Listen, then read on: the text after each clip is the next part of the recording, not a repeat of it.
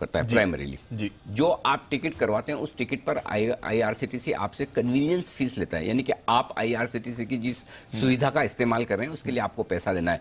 अगर आप sleeper class की टिकट कराएंगे तो पर्टिकुलर पैसा लगेगा, एसी की टिकट करवाएंगे तो ज्यादा लगेगा, फर्स्ट क्लास का अलग अलग तरीके से। बिल्कुल वही आईआरसीटीसी की सबसे बड़ी कमाई है। क्यों? क्योंकि ये टिकट करने का काम सिर्फ आईआरसीटीसी करती है और वो मोनोपोली बिजनेस है, राइट। अब हुआ क्या है, कल और आज में क्या बदला है? कल देर शाम एक जो नोटिस आया है एक्सचेंजेस पर, उसमें आईआरसीटीसी ने ये कहा है कि सरकार ने, रेलवे मंत्रालय ने ये फैसला लिया है, इंडियन रेलवे ने ये फैसला लिया है कि जो कुछ भी कन्वीनियंस फीस आती है आईआरसीटीसी को, उसका 50% उन्हें देना होगा।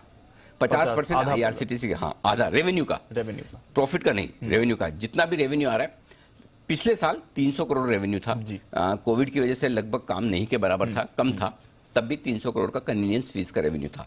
अभी जहां तक मेरा अंदाजा है, एग्जैक्ट मुझे नहीं पता, लेकिन 20-25% के आसपास रेवेन्यू ऑलरेडी शेयर करता है आईआरसीटीसी सरकार के पास इनडायरेक्टली। अब डायरेक्टली 50% आपको देना पड़ेगा। सो बेसिकली हुआ यह है, जो समझ लें कि जो कुछ टिकट्स करने से जो बड़ा रेवेन्यू सोर्स, आईआरसीटीसी के लिए रेवेन्यू सोर्स बहुत सारे हैं, वो क्या बोलते हैं, कैटरिंग वाला कारोबार भी करते हैं, बाकी और दूसरे बिजनेसेस में भी है, टूरिज्म में भी, तेजस ट्रेन वगैरह भी चलाते हैं। लेकिन मेजर जिस वजह से आईआरसीटीसी को जाना माना जाता है और जिस वजह से आईआरसीटीसी का स्टॉक 200-250 के पी मल्टीपल पर ट्रेड करता है, वो ये कि टिकट करवाने में उनका मोनोपोली बिजनेस है, उसमें फीस आपको देनी ही देनी पड़ेगी, आपके पास कोई ऑप्शन है ही नहीं। और अब सरकार की नजर उस फीस पर, सरकार ये चाहती है वो फीस 50% सीधा हमारे पास आए। ये हुआ है जी। तो अब आईआरसीटीसी को ये फीस देनी पड़ेगी सर? ऑप्शन क्या है? ऑप्शन है नहीं, मानना पड़ेगा। आदेश 1 नवंबर से ये लागू हो रहा है, जाहिर है इसका इंपैक्ट होगा। कैसे समझे इसके इंपैक्ट को?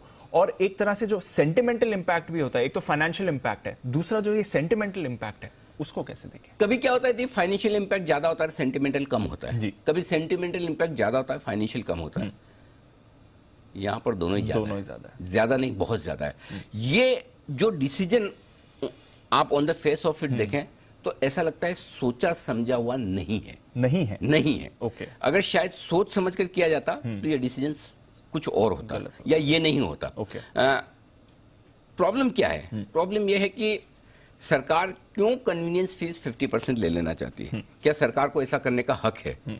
अगर आप लॉ के हिसाब से जाएंगे, कानून के हिसाब से जाएंगे, अधिकार के हिसाब से जाएंगे तो है। क्योंकि अगर आप ऑफर डॉक्यूमेंट पढ़े आईआरसीटीसी का, जब आईपीओ आया था तब उसमें क्लियर कट लिखा है कि सरकार जब चाहे अपनी ये फीस बढ़ा सकती है। बिल्कुल करेक्ट, उसमें लिखा हुआ है। तो उस हिसाब से अगर सरकार कोई काम कर रही है तो गलत नहीं करे, ऑफिशियली आप ये कह सकते। लेकिन क्या सरकार को ऐसा करना चाहिए? और उसका जवाब साफ साफ ना है, 100% ना है। देखिए, आज आईआरसीटीसी, मैं खुद आईआरसीटीसी का बड़ा फैन रहा हूं, हमने कई बार रिकमेंड किया है, बार बार रिकमेंड किया है, और रिकमेंड करने की एक ही वजह है कि ये वो कंपनी है जहां पर आपके लिए मोनोपोली बिजनेस है, ये वो कंपनी है जहां रेवेन्यू फ्लोज एकदम आपके लिए शॉर्ट है, ये वो कंपनी है जहां पर किसी तरह का कोई कंपटीशन नहीं है, और साथ ही ये कारोबार और बढ़ने वाला है। ये वो कंपनी है जहां पर गवर्नेंस इश्यू नहीं है। तो 3 चीजें खास पसंद आती है, एक रेवेन्यू, दूसरा गवर्नेंस, और तीसरा नए जमाने की ई कॉमर्स कंपनी। तो क्या बदलेगा कल के बाद? क्या ई कॉमर्स कंपनी नहीं रहेगी वही की वही। क्या ग्रोथ वो होगी? 100% होगी, लेकिन अब आपकी ग्रोथ 50% निकल गई। 50% भी रेवेन्यू पर, प्रॉफिट पर और ज्यादा, क्योंकि जो भी टिकट कर रही है उसके खर्चे तो आईआरसीटीसी को ही वहन करने हैं, रेवेन्यू सीधा चला जाएगा, ये रॉयल्टी की तरह। तो दूसरा पॉइंट निकल गया। तीसरा पॉइंट गवर्नेंस इश्यू। आमतौर पर सरकार की कंपनी तो हम ये मानकर चलते हैं गवर्नेंस का कोई इश्यू नहीं है, और सबसे बड़ा झटका गवर्नेंस पर ही लगा है। क्योंकि अगर सरकार इस तरह से, या फिर रेलवे मंत्रालय या रेलवे इस तरह से फैसला लेगा कि हम जब चाहें इस तरह का बदलाव कर सकते हैं, ये बाजार पसंद नहीं करता, और बाजार इसको पनिश करेगा, और अच्छे से पनिश करेगा।